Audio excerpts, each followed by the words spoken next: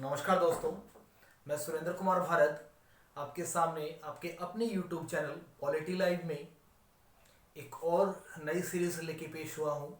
जैसा कि आप लोग सब लोगों को पता है कि इससे पहले हम क्लास +2 पॉलिटिकल साइंस की जो वीडियोस हैं वो लगातार डाल रहे हैं और आज हम एक नई जो क्लास है उसको इंट्रोड्यूस करेंगे।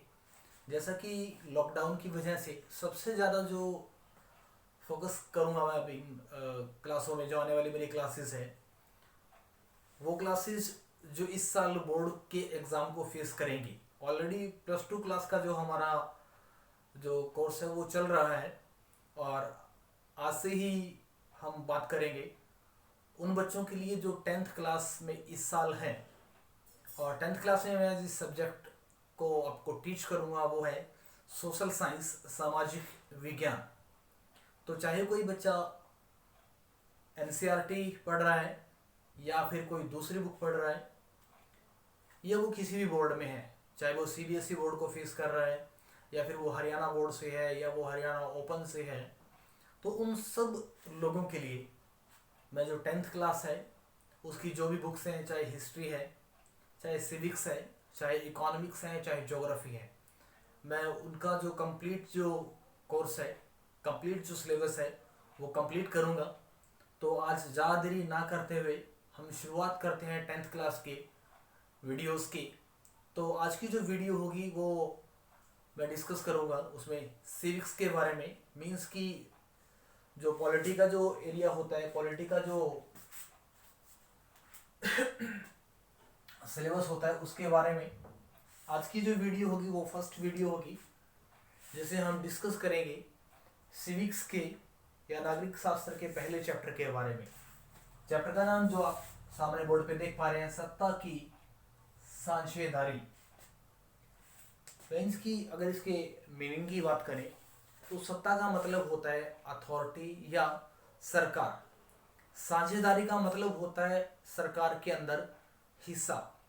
मीन जो गवर्नमेंट है उसमें लोगों का या लोगों के जो ग्रुप्स होते हैं उनका क्या हिस्सा होता है, लोग किस तरीके से सरकार के कार्यों में भाग ले सकते हैं और किस तरीके से जो लोग हैं उनकी जो डिमांड है, उनकी जो आवश्यकताएं हैं, उनकी जो ज़रूरतें हैं, उनको लेकर वो सरकार के साथ डीलिंग कर सकते हैं।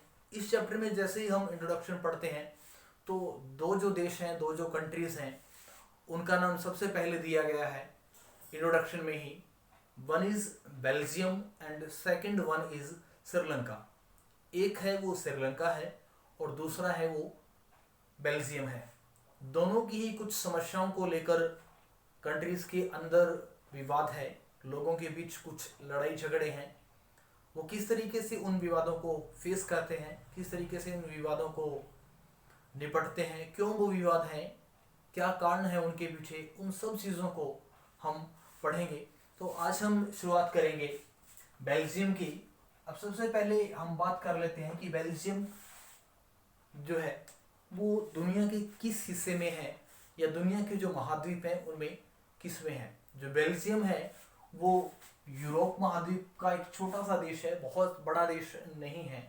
अगर हम एरिया की बात करें, अगर हम इसके क्षेत्रफल की बात करें तो इसका क्षेत्रफल जो हमारा स्टेट हरियाणा है उससे बहुत ज़्यादा नहीं है, उससे ही छोटा है। अगर हम बात करें कि बेल्जियम का जो आकार है वो किस स्टेट जितना बड़ा है, तो जो हमारा स्टेट हरियाणा है उससे भी बेल्जियम का जो आकार है वो छोटा है। अब बात करते हैं कि बेल्जियम की जो जनसंख्या है उसकी, तो बेल्जियम की जो जनसंख्या है वो लगभग हरियाणा की आधी है। मीन्स लगभग जो बेल्जियम है वो 1 करोड़ की टोटल पॉपुलेशन रखता है। अब तक हम बात कर चुके कि बेल्जियम यूरोप का एक छोटा सा देश है। अगर उसकी बात की जाए एरिया की तो वो हरियाणा से बहुत ज़्यादा छोटा है। और अगर बात करें उसकी पॉपुलेशन की या उसकी जनसंख्या की, तो उसकी जो जनसंख्या है वो लगभग 1 करोड़ के आसपास है, जो कि हरियाणा के आधी है। अब बात कर लेते हैं कि जो बेल्जियम है उसकी जो बाउंड्रीज है, उसकी जो सीमाएं हैं वो किस किस देश के साथ लगती है। तो ये चीज़ आपके लिए बहुत इंपॉर्टेंट है, बिकॉज जो एग्ज़ाम में 1 नंबर से संबंधित जो प्रश्न पूछे जाते हैं, 1 नंबर से रिलेटेड जो क्वेश्चन पूछे जाते हैं, उनके लिए ये क्वेश्चन बहुत ज़्यादा इम्पोर्टेंट हो जाता है। तो जैसे आप सामने देख पा रहे हैं कि जो बेल्जियम है उसकी जो सीमाएं हैं वो 4 कंट्रीज से लगती है। पहले आपको ये याद रखना होगा कि बेल्जियम की जो सीमाएं हैं वो कितने देशों से लगती है, तो वो 4 देशों के साथ लगती है। पहला फ्रांस, दूसरा नीदरलैंड, तीसरा जर्मनी और चौथा लग्जमबर्ग। अगर आपको ऐसे याद ना रहे तो आप उसको FNJL,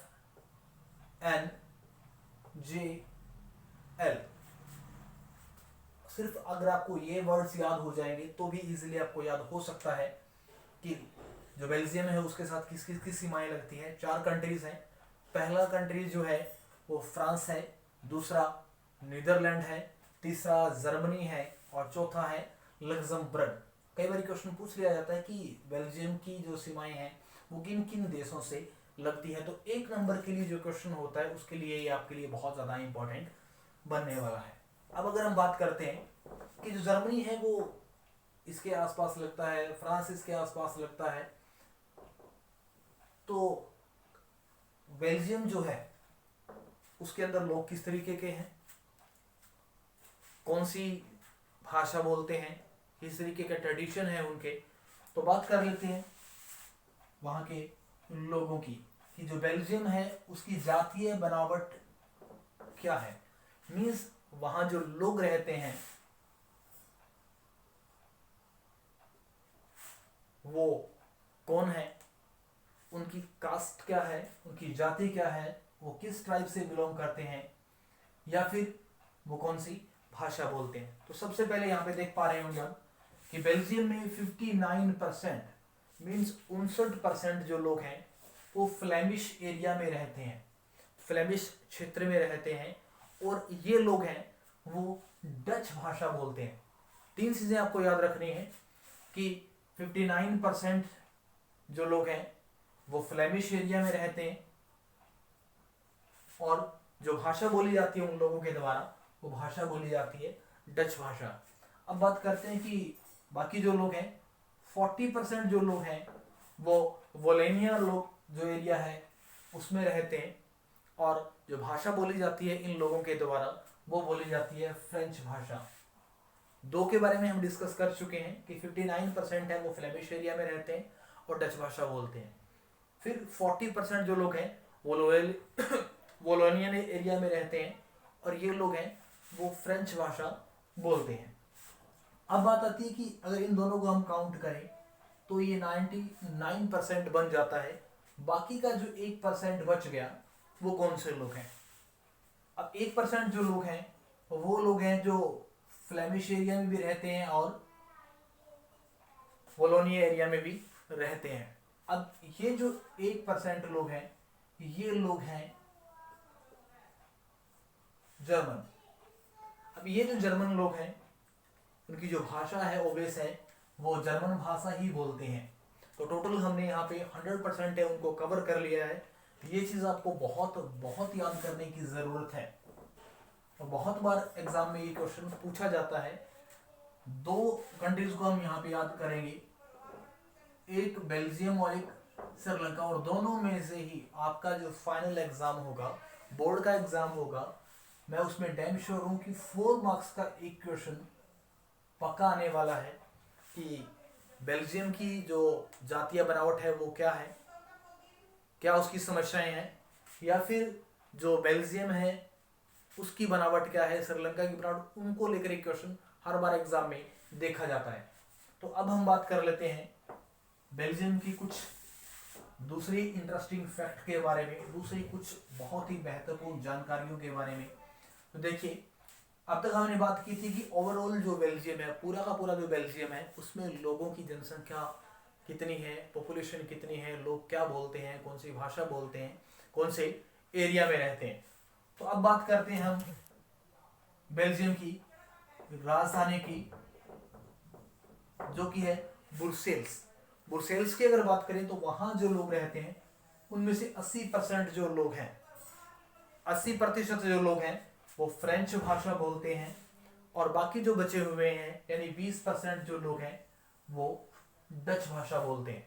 अब देखिए इन दोनों के बीच कौन, फ्रेंच लोग और डच लोग दोनों के बीच बहुत सारी समस्याएं हैं। अब उन समस्या में अगर मैं बात करूं कि जो फ्रेंच लोग हैं वो रिच है, अमीर है। अब देखिए जब वो अमीर है तो उनका ऐसा मानना है कि सारे अधिकार, सारे संसाधन या हर चीज पे उनका अधिकार होना चाहिए। बट जो डच लोग हैं उनका ऐसा मानना है कि उनको उनके जो राइट्स हैं, उनको जो उनके अधिकार हैं वो मिलना चाहिए, चाहे वो शिक्षा का अधिकार है, चाहे वो दूसरे कोई अधिकारों की बात करते हैं। आप इसी बात को लेकर दोनों के बीच कॉन्फ्लिक्ट है, विवाद है या लड़ाइयाँ हैं।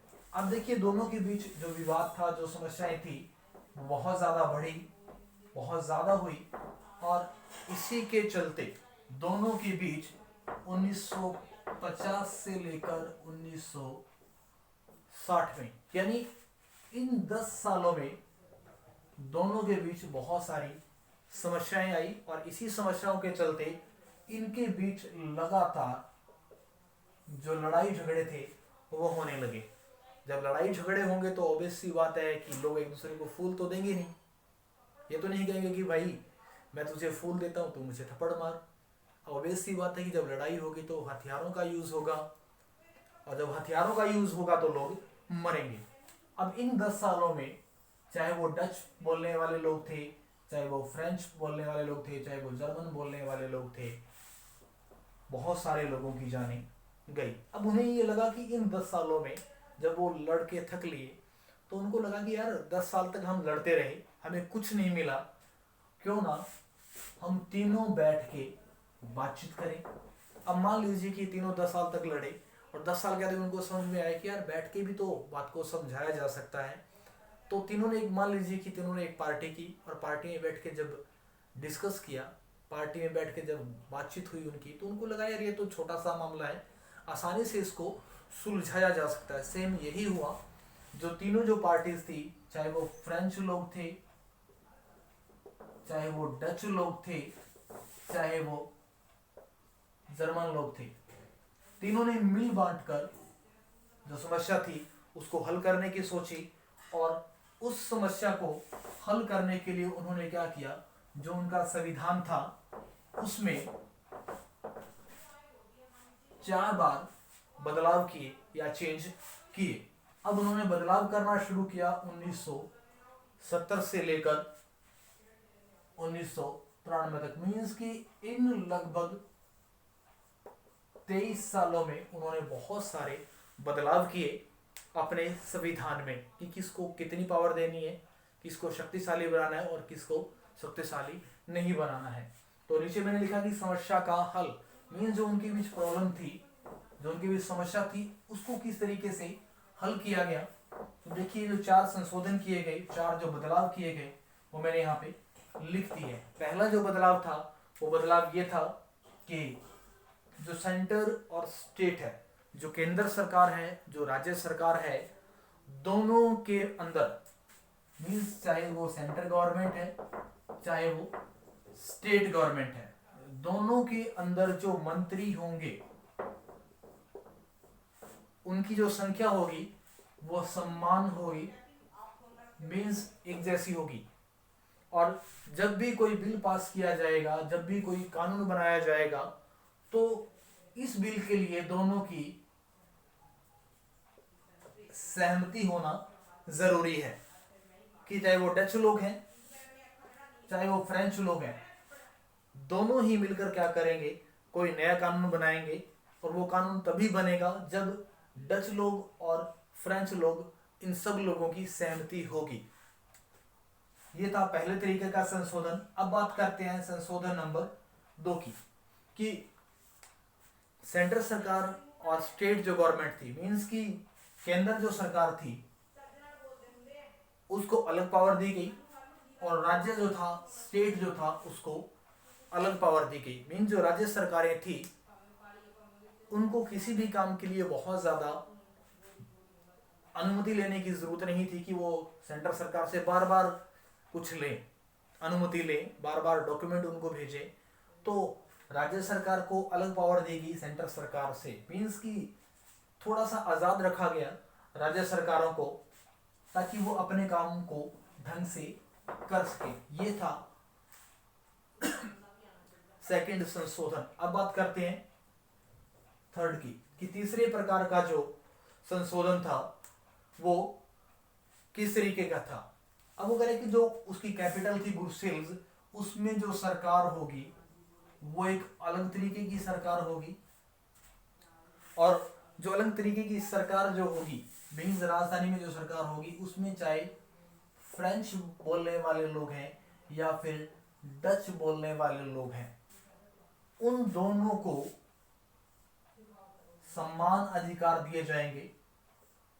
मीन्स यहाँ जो भी मंत्री होंगे उनको समान अधिकार दिए जाएंगे। ये बात हो रही है सिर्फ उनकी राजधानी की। मीन्स राजधानी में चाहे फ्रेंच हैं चाहे वो डच लोग हैं, उनको इक्वल राइट्स की बात की गई, इक्वल पावर की बात की गई, समान अधिकारों की बात की गई। अब बात करते हैं हम चौथे प्रकार के परिवर्तन की, बदलाव की और संशोधन की, कि इन सब के अलावा भी एक जो खास तरीके की सरकार बनाई जाएगी, एक स्पेशल गवर्नमेंट बनाई जाएगी, और जो स्पेशल गवर्नमेंट जो बनेगी वो होगी कम्युनिटी गवर्नमेंट या कम्युनिटी गवर्नमेंट, सामुदायिक सरकार। जो सरकार बनेगी